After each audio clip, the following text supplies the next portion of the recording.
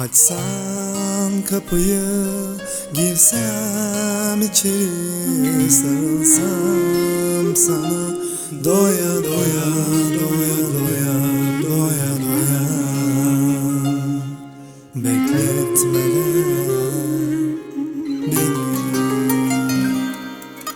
sen yanımda olsan. Açsam kapıyı, girsem içeri, sarılsam sana, doya doya, doya doya, doya doya. Bekletmeden beni,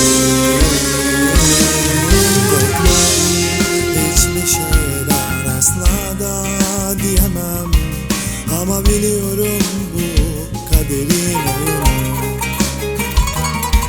Korkmam hiçbir şeyden asla da diyemem, ama biliyorum bu kaderin oyunu.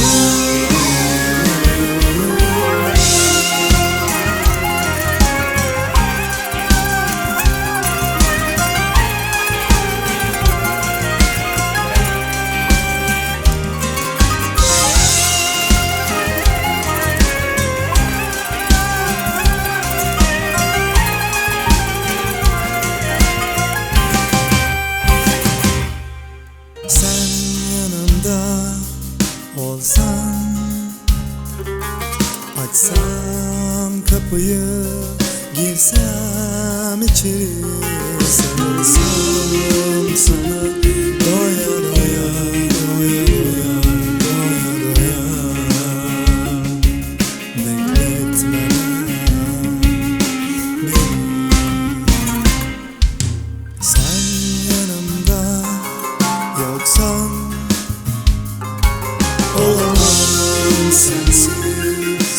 Ben hiç yapamam,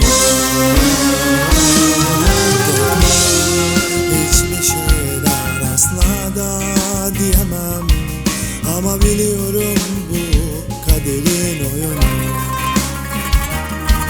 Korkmam hiçbir şeyden asla da diyemem, ama biliyorum bu kaderin oyunu.